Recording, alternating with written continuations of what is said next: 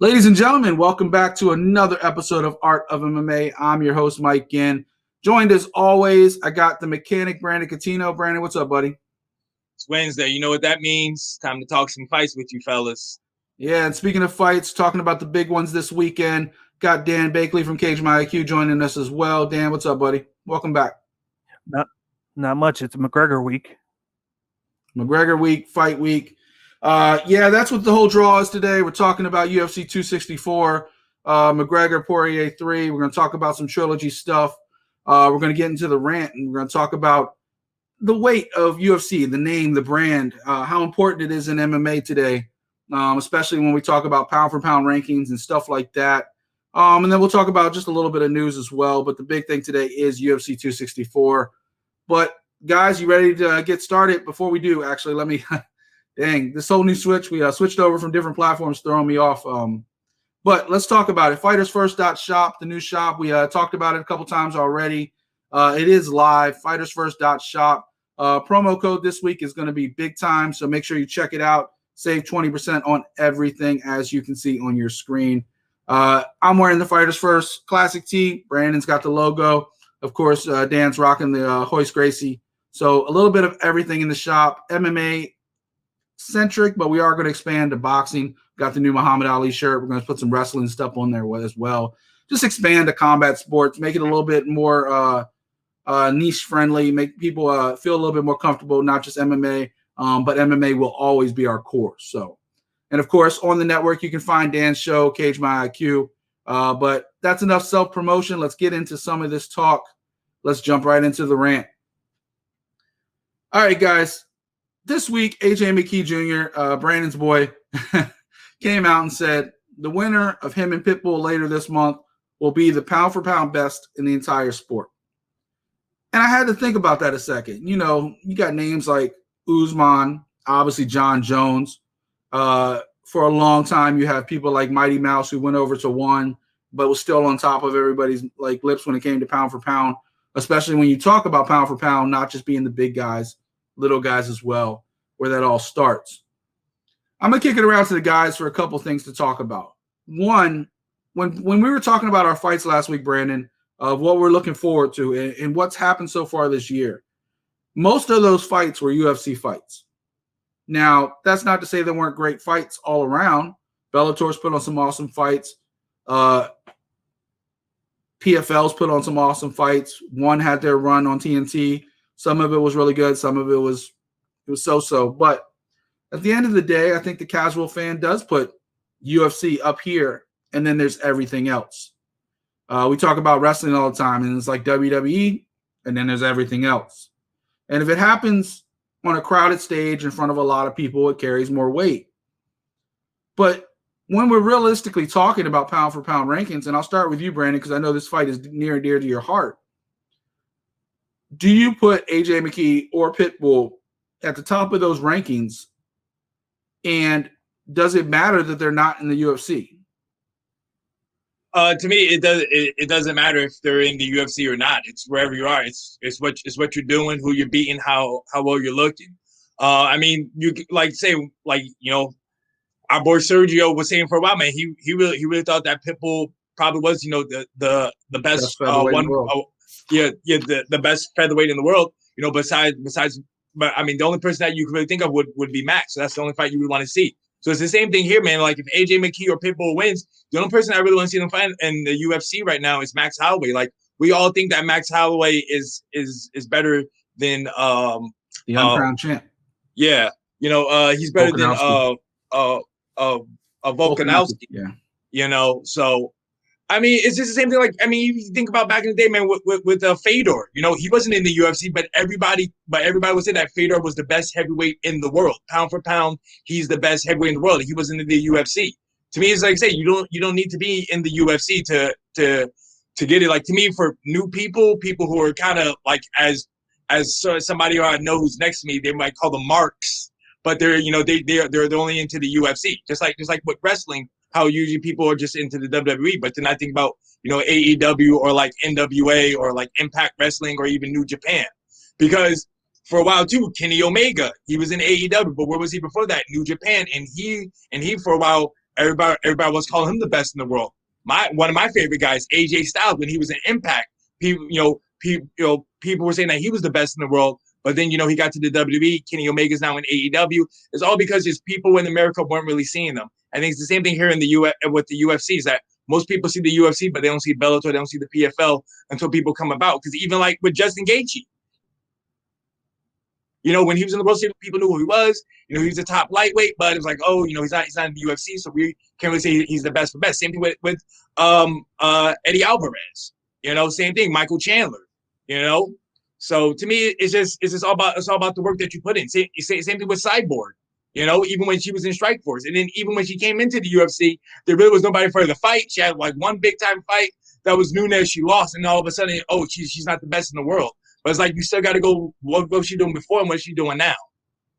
Yeah, no, I agree with you. And I had you zoomed in, and then your video froze. I do apologize, people at home. We just had a tropical storm here, and I'm sure going up and down the East Coast, some of these storms are wreaking havoc on some of the servers. But we're recording anyway. We're getting you this content anyway. And other than the comment about the guy next to him, Brandon had some really good points. Dan, what do you think of the whole situation? I think just the big thing with the UFC is exposure. I don't think that all the best fighters are on UFC, but I think the UFC does a great job at exposing their fighters to the media, expose them to the real world, get them, everybody knows who they are. Not everybody might know about Bellator or PFL or one championship fighters, but they do have some of the greatest. Like he didn't name Kayla Harrison. She's a hot commodity in the women's side, but she's in PFL. I think we all know why he didn't name Kayla Harrison. Somebody, yeah, but somebody in the UFC like Amanda Nunes gets, because of the big time PFL has just grown to what it was now. It was World Series of Fighting, and now it's going into this where UFC's been the one that's been around the longest, and people just are ingrained to think that just because you're in the UFC that you're the best, but that's not the case. Some fighters go elsewhere for money. Some fighters go elsewhere just to get their name out, other than having the UFC grow their name. They want to do it themselves. So I don't think that just the best fighters on UFC. I think they're all around. So I kind of go back to the old theory. If the old saying, right? If a tree falls in the woods and nobody hears it, does a tree fall in the woods, right? The UFC clearly has top talent, right? Maybe not the best, but they have top talent. And there's enough top talent to say, if you don't, and Michael Chandler said it best, if you're not in the UFC, you don't compete in the UFC, then how can you say you're the best in the world, because you haven't fought everybody? A lot of guys are happy making money outside the UFC. You can definitely get paid more outside the UFC, but you don't have the exposure. So even if you're the best in the world and nobody sees it, are you the best in the world? And that's really the question it comes down to. And in AJ McKee and Pitbull's situation, I kind of go back to it. I'm like, we know Pitbull arguably could be one of the best featherweights in the world, especially if he beats AJ McKee Jr., who's that next guy, that next top guy climbing up that food chain really quickly. If AJ McKee knocks off somebody like Pitbull, does he jump from like a prospect, even though he's been putting in the work, but to the top of the list? And that I don't know. Like if AJ wins, I'm like, he may be in the conversation, top 10, definitely, top 5, maybe, but you're not going to put him at the top of the list. Not yet. If Pitbull wins, then that's an argument to be made. But then you look at that list. That list is not a built of no names, right? Right now, currently the top pound-for-pound fighter in the UFC, not even including the rest of the world, is Usman, right? Usman, to me, still undefeated in the UFC, and he's arguably, to me, going to be number one until he loses. Like John Jones at this point has taken enough breaks and hiatuses to where he's not in the conversation to me until he does come back and get active again. If he is active, maybe he's still number one pound for pound. Pitbull has a number of losses, maybe not in a long time, but he has lost quite a few fights. AJ's undefeated. So if AJ won, I see that conversation. I do think Pitbull's arguably, him and Max are 1-2 as far as the best featherweights in the world. That is if you're going to do a cross promotion fight, that's the one I want to see. But I don't think that if we're talking about that, I don't think that anybody outside the UFC, in my opinion, you can call me a mark if you want, Brandon, but it's exposure. Dan's right. It's exposure. And if you're not on the grandest stage of them all, and you're not fighting the guys that are also on that stage, fair or not, I do think the UFC carries more weight, at least maybe not in the fans of somebody like you, me, Dan, people that know the business and follow the sport closely. But that casual fan that's going to tune in this weekend to watch McGregor and Poirier fight, that's all they care about. They don't care that, Bellator might be on next week or that PFL just finished up their regular season. Those things caught us. We were like, oh, man, can't believe this person didn't make the playoffs. We can't believe this, that. That's stuff we love talking about. But the person sitting around, the water cooler at work, per se, or at the bar after work, they're talking about McGregor Poirier this weekend. And that's not even the title fight. That's just an epic grudge match. One that Poirier said he's making almost double to have than having a fight with Oliveira for the title. So it's about the money to me, and it's about the exposure. And in that case, I do think the UFC carries more weight. But that's our rant. Tell us in the comments what you think. I do apologize a little bit for some of the stuttering video. Hopefully it's kind of worked itself out now, and the rest of the episode will be pretty smoothly. We are trying something new where we kind of zoom into some of these guys talking, give them a little bit more stage presence, put them on the grandest stage if you want. But, let us know in the comments. Make sure you like and subscribe and tell us what we're doing good and what we're not. And, so that's our rant for the week. Tell us, like I said, what you think. And before we do get to UFC 264, I do want to make a couple of news announcements. Nate Marquardt is talking about making a comeback on August 6th. He's going to be fighting for Titan FC. Opponent to be named later, but he hasn't fought in about 4 years. So Nate's trying to make a comeback. Rob Font, some of you might have heard that he had tested positive after his fight. Well, it was kind of questionable at the time. And then turns out his second sample cleared him. It was actually just some ingredient and some kind of a tanning lotion he was using or something. So he was cleared. Rob Font did not fail a test. Sean Brady and Kevin Lee, I believe, are supposed to be fighting this weekend. Kevin Lee got hurt, so they moved that to August 28th. And speaking of August 28th, a fight near and dear to both Dan and Brandon's heart, especially Brandon, Giga time. Giga Chikadze and Edson Barboza are looking to line up August 28th as the main event. So that's going to be exciting. And I want to get you guys' thoughts real quick on one thing. ESPN announced yesterday they're doing a couple new shows on ESPN+. They're going to continue doing The Bad Guy with Chael Sonnen, but they're bringing in Jorge Cedano, who's like a LA sports guy, to be doing that show with him. And then they're going to do, instead of DC and Ariel, they're replacing it DC and RC, which is Ryan Clark. I love Ryan Clark, but he is a football guy.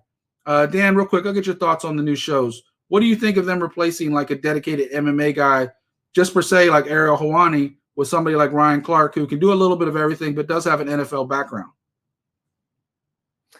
I'm a little skeptical of it. I'm going to give it a try just to see how he does in general. But I don't know, because Ariel Helwani, he knows the sport. He knows MMA. So he knows that when they're talking about something, he's going to get the best input possible. I just don't know what Ryan Clark's going to do because I'm not used to it.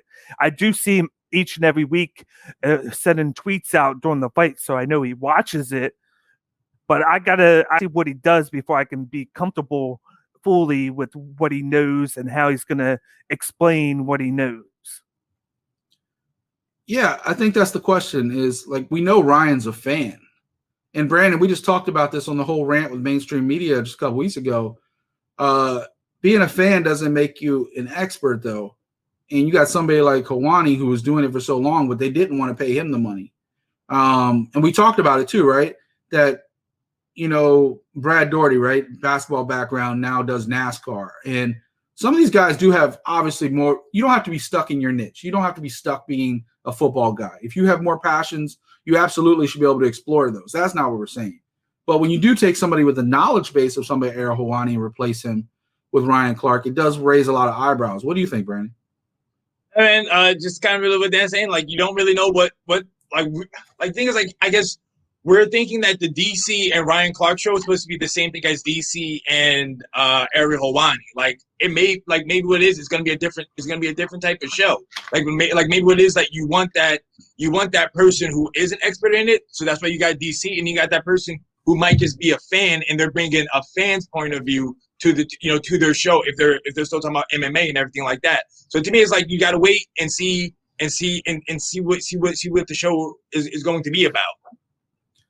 Yeah, Ryan already kind of said that he's going to bring a lot more pop culture, a lot more references, and a lot. If you follow Ryan on ESPN at all, especially on Get Up, him and Foxworth and them, they do like they have a lot of like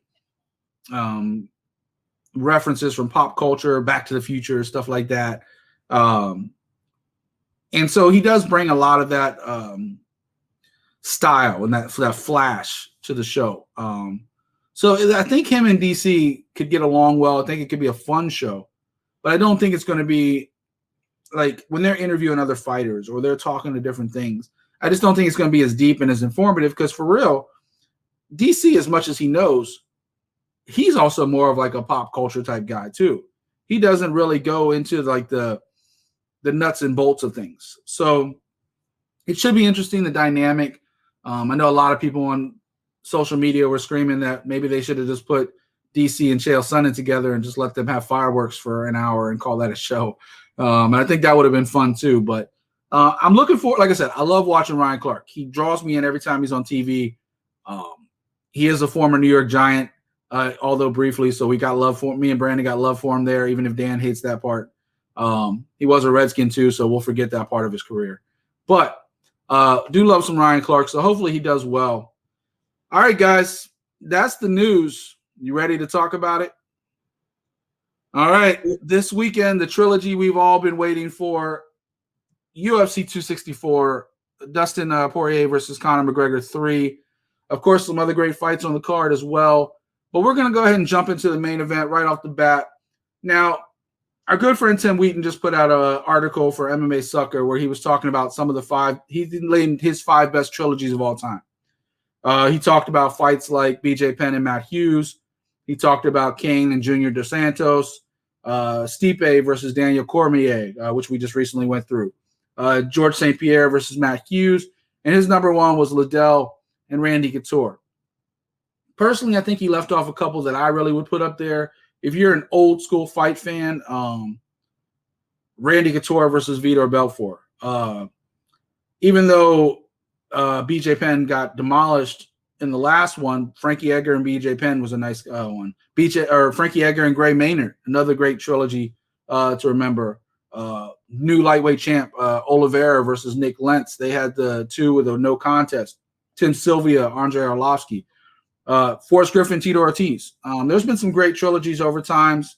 Before we kind of get into this fight, Dan, what's your favorite trilogy of all time?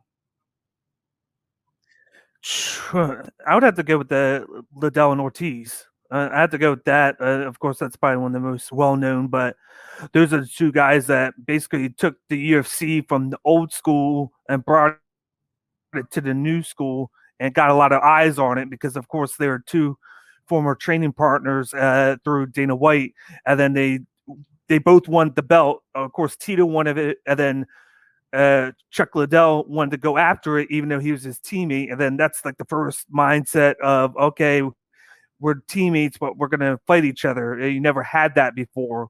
And then that kind of broke their relationship apart at that time. And then it just created a whole media circus between the 2 of them, and it just grew the UFC to new heights at the time. Brandon, what's one of the top trilogies in your mind? My favorite trilogy is Bret Hart versus Owen Hart. Nah. This is why people tune out, Brandon. Yeah, man. Nah. Seriously, on an MMA note, probably got to go with the Chuck Liddell, Randy Couture trilogy is 1, and also 2.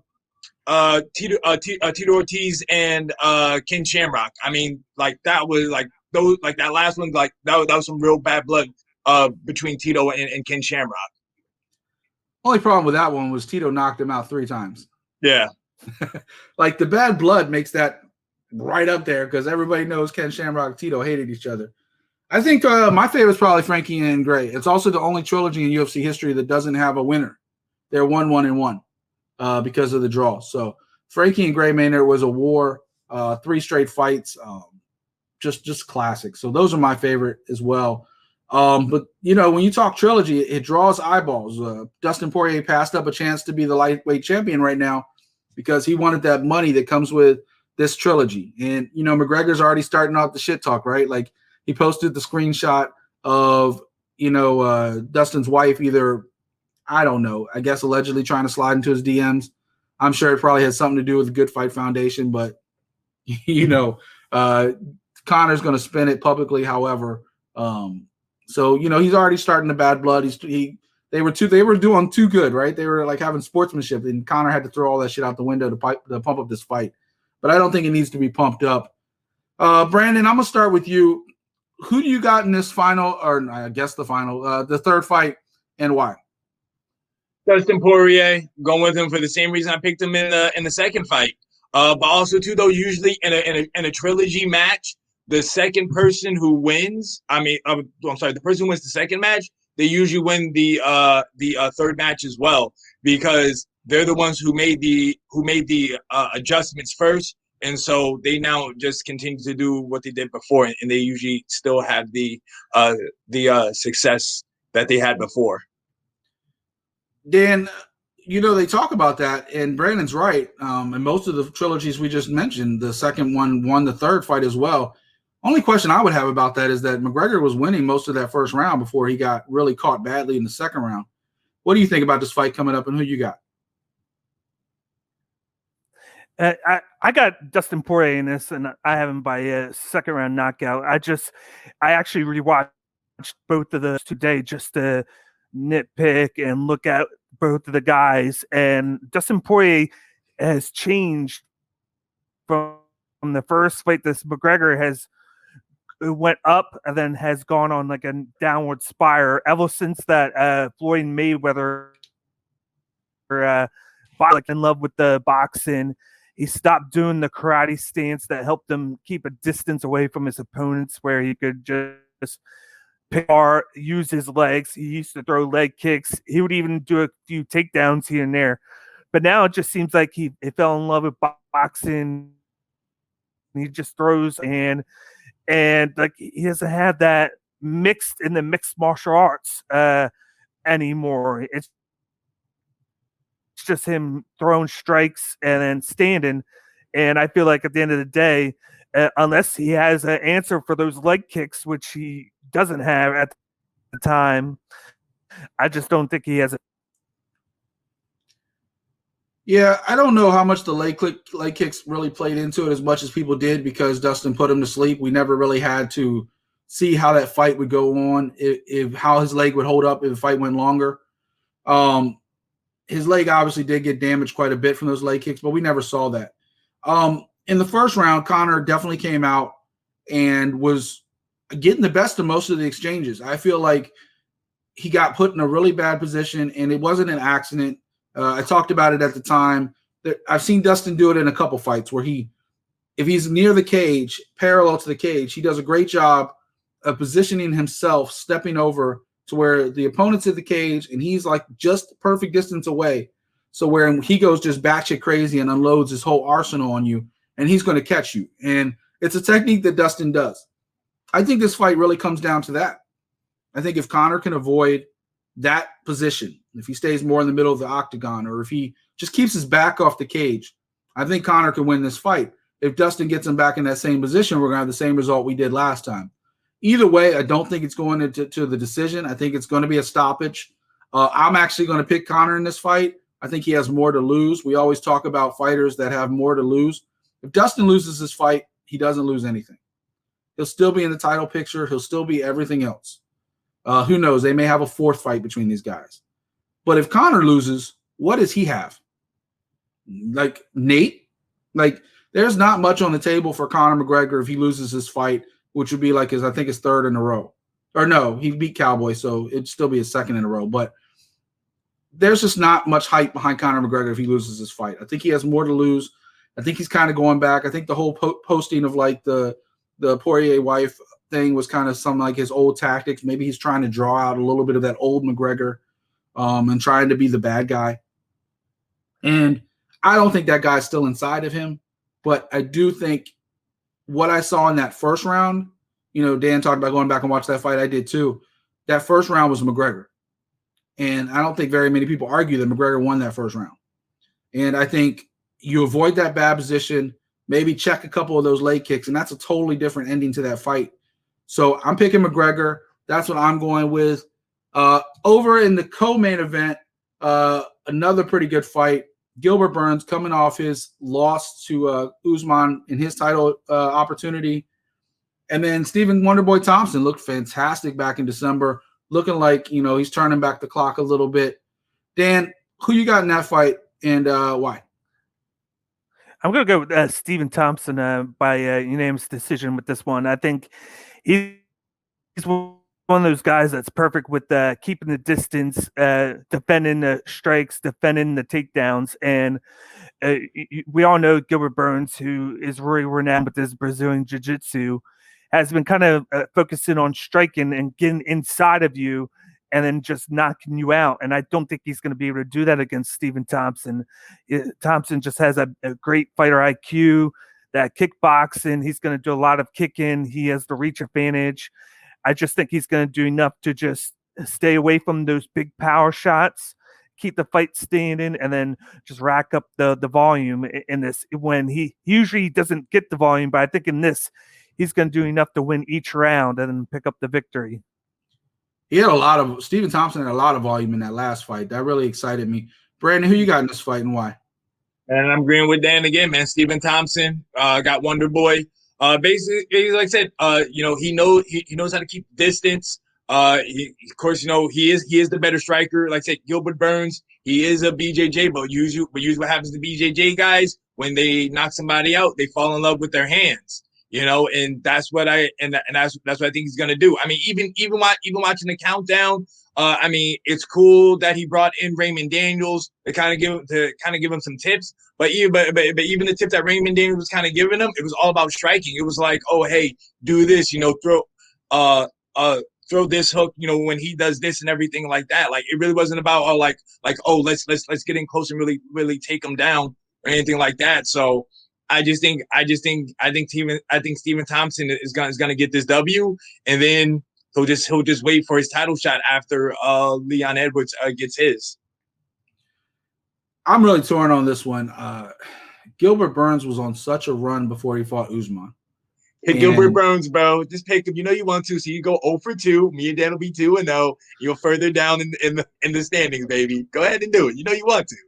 Where is the mute button on this new platform? Anyway. Actually, I am picking Wonder Boy in this one. I hate to do it to you guys. What Wonder Boy showed in December, kind of turning back the clock. I know Brandon thinks I like pick against older fighters, but what he did, just overwhelming, dominating. Like, I haven't seen Wonder Boy look that good in a long time, and he just made Jeff Neal look stupid. Like, he just destroyed Jeff Neal. So, and I talked about this too, Brandon. When a fighter gets knocked out, you don't know how they're going to come back. Gilbert Burns had such an emotional dump after he put everything into that Usman fight, and came out. He rocked Usman early. He had every opportunity. Gilbert Burns, on top of his game, can give Wonder Boy all kinds of problems.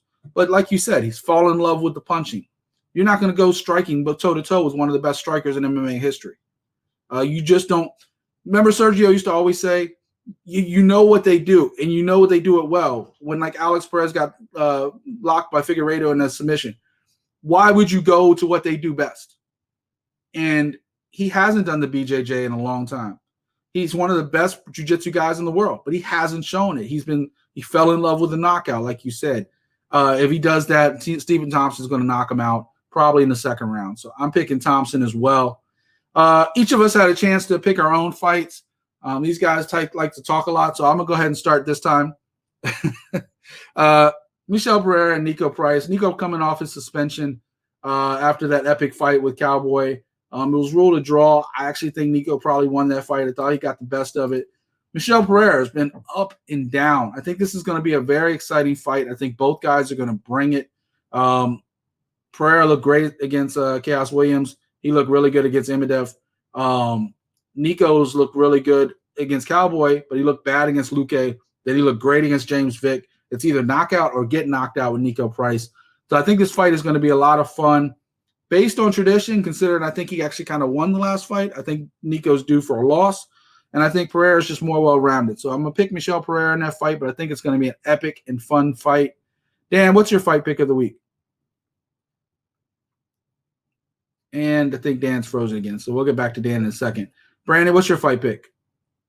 I'm going with the natural born killer, Carlos Condit versus Max Griffin. I'm picking Carlos Condit. Like I say, I've been a fan of Carlos Condit since day one. He's one of my top 5 MMA fighters. I really want to just say it, like, what I think this fight comes down to is just can Carlos Condit just keep Max Griffin off of him, keep him away from him, just using his striking, changing those angles. I feel like Max Griffin is going to try to smother him, maybe try to wrestle him, take him down. Or Max Griffin, to me, I think is the stronger fighter. So I mean, he might try to throw some hands on him and try to knock him out. But I think if Carlos Condit can kind of just stay away from the hands, keep him at bay, like he usually does, change those angles, he will get his hand raised on Saturday. I don't know what to expect out of Griffin. I think Carlos Condit's the more talented fighter. I think Griffin has a puncher's chance. That's my opinion on that one. I thought Griffin was actually getting roughed up by Song last time, and then he just came out and got that knockout out of nowhere. So I mean, it was all in one round, so it's kind of hard to analyze a fight. But I think Griffin just always has a puncher's chance. Yep. All right, Dan, you look unfrozen now. You look good to go. What's your fight pick of the week? I picked Irene Aldana versus Yana Kunitskaya. I think this is going to be a very interesting fight because Aldana off a loss against Holly Holm, and then you got Kunitskaya, who is coming in off of a controversial win against Ketlin Vieira. I think Kunitskaya is going to have the more well-rounded MMA game, whereas Aldana she's more of a boxing style. She's going to want to stand up and just throw strike. But I just have a feeling that this is going to be a fight where Aldana keeps the fight on the feet, and then she just knocks out Kunitskaya. Kunitskaya has only won in UFC with decisions. Before she got into the UFC, she was winning by TKO, submission, and everything else. But for some reason, she just can't do that, and she just gets by off of decisions, whereas Aldana has been knocking people out. So I'm going to go with Irene Aldana. You think it was controversial? I thought Yana destroyed Caitlin.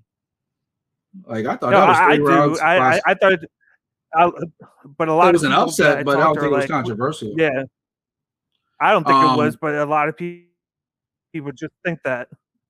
I think because that was a split decision, right? No, it was unanimous.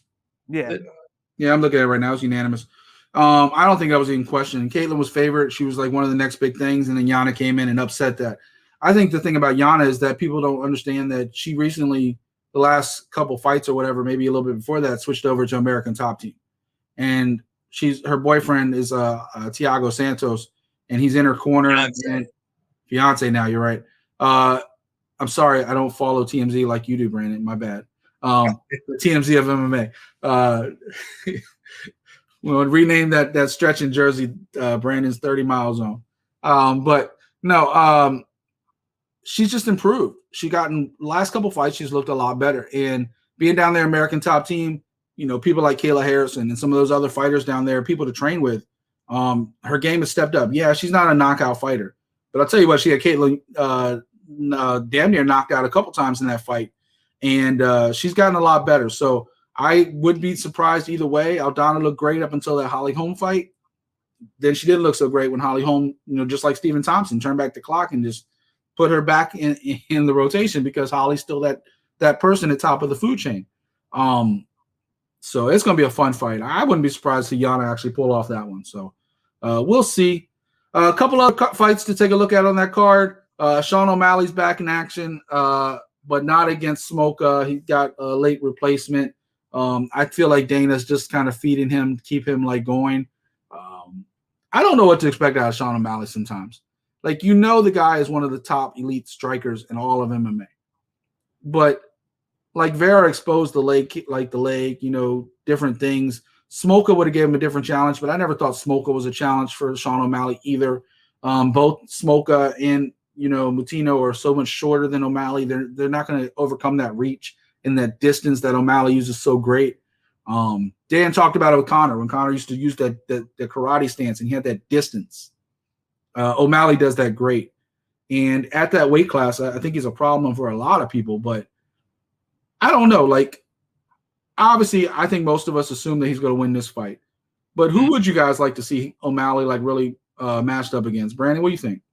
Hey man, I would not sleep on this fight. Like saying the guy he's going up against is a CFFC veteran. I've seen him fight a few times, and also too, he actually was going to headline their CFFC's next show in Mississippi, but instead he got the call, so he took this fight. So I mean, I wouldn't be surprised. Like, yeah, everybody knows Sean O'Malley, like you talk about. He has the name recognition, everybody knows him, so of course everybody's gonna pick him. But I mean, hey man, the CFFC guys, man, they've been making noise with their last calls. You think about the last fight at the PFL, the heavyweight.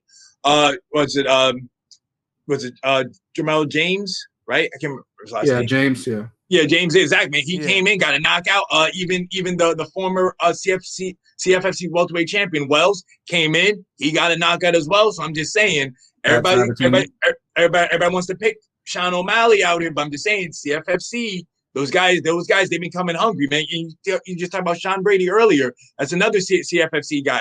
I'm saying, they've been coming in and they've been wrecking shop. So I mean, I wouldn't be surprised if Sean O'Malley takes the L, but I'm not saying just anything. That height difference. Don't listen to me. Don't listen to me. I never what do I know? What do I know? I'm just lead dog out here. That's all. What do I know? Never, ever listen to you again. No, I'm just kidding. Everybody should listen to him. Mr. Lead Dog. I'm a little salty. It's fine. But, Dan, we had talked after O'Malley's last fight about him and Cruz wanted the matchup with O'Malley. O'Malley wanted the matchup with Cruz. Why didn't we see that? I don't think Dominic Cruz is ready yet, because obviously he hasn't had anything booked. I think that for some reason I feel like they're giving him like the Michael Page treatment, where they're just feeding him to people that he should beat, and then he finally did have that one fight where it was going to be interesting, and then you had Chito Vera check the leg kick and then injure him, which was smart by Vera, and then it helped.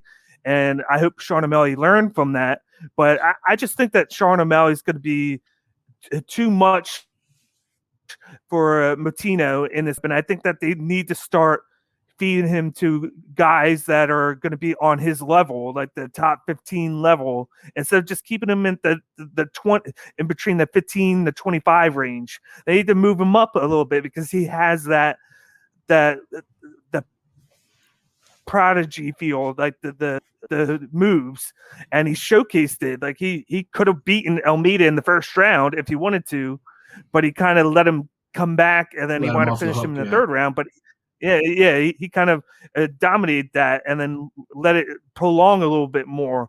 And he was the guy that we thought was going to be a player in that division for a while before he went on that losing streak. So I think that they need to start feeding him somebody really good now. I mean, I think O'Malley's getting better. I think, like I said, I think his biggest thing is like, and I'm not discounting his opponent this week, Chris Moutinho. What I'm discounting is that size, that 5'11", that reach that O'Malley has. That at 5'7", I don't see Moutinho overcoming. You put him up with Dominic Cruz, who's still only I think 5'7", maybe on a good day 5'8". Dominic Cruz, but he's unorthodox, just like O'Malley is. He comes in different styles. That would be a fun matchup. I could think of a number of other guys in that division that would be really great. He's, according to Ricky Simone, O'Malley's ducking him. So, but we talk about O'Malley like he's a main event superstar. He's not even in the top 15 rankings. Brandon's teammate Jimmy Rivera would be a fun fight. Kyler Phillips would be a fun fight. If you want to give him a big name, let him go up against somebody like Frankie Edgar, who's coming off a loss but needs to get his name right. There's some names there that would be way more entertaining than either Louis Smolka or Moutinho. And I know Moutinho was a late replacement, but they had planned to go with Smolka, and I don't think anybody was really that excited about that fight either, though Smolka looked really good in his last fight. So I think they're protecting O'Malley a little bit, especially after the Vera hiccup, because they want to build him up to be a superstar. That's what I think about that. There's some other fun fights. Jennifer Maia versus Jessica Eye is going to be a fun fight. Trevor Giles versus Duplessis is going to be a fun fight. Duplessis is kind of falling off after getting a really hot start. UFC vet Ryan Hall's back in action, going against undefeated Topuria.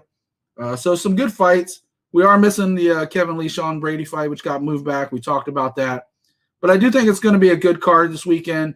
Dan, anything on this card we haven't talked about that you think is going to be exciting to watch?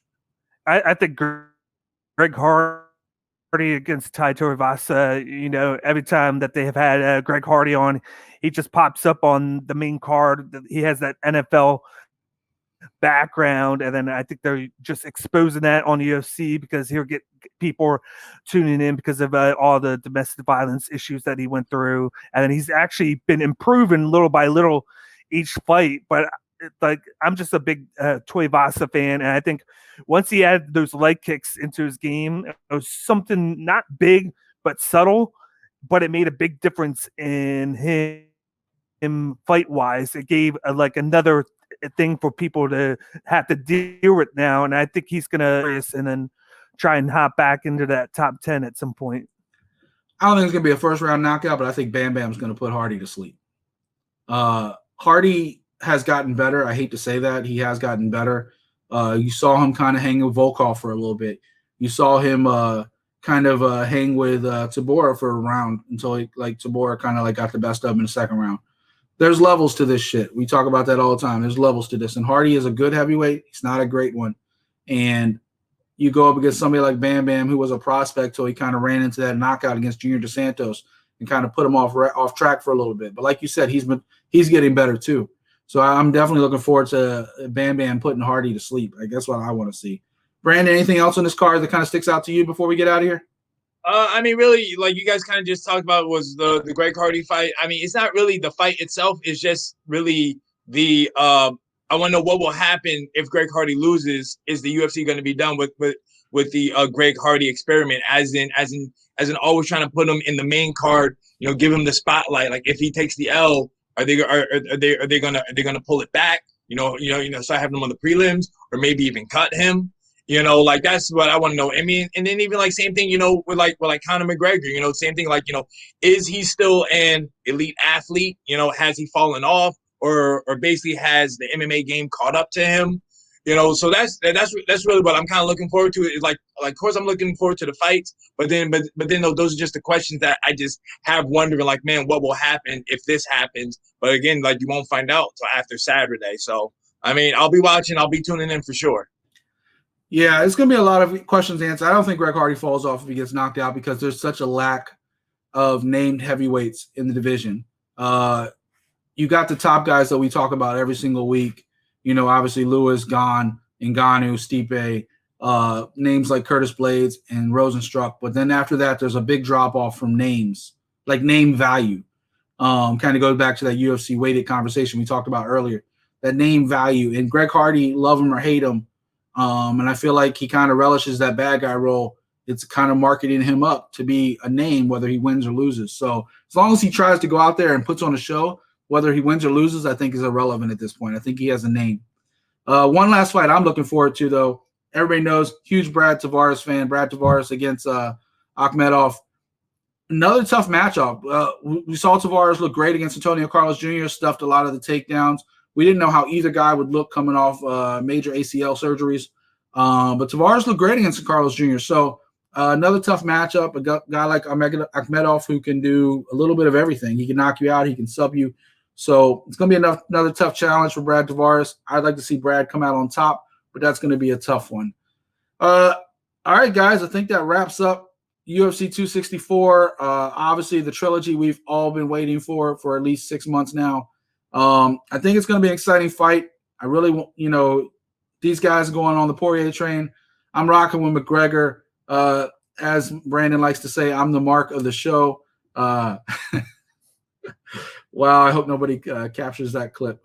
Hopefully Tim's not watching. He loves to capture our clips. Hopefully he's not watching right there.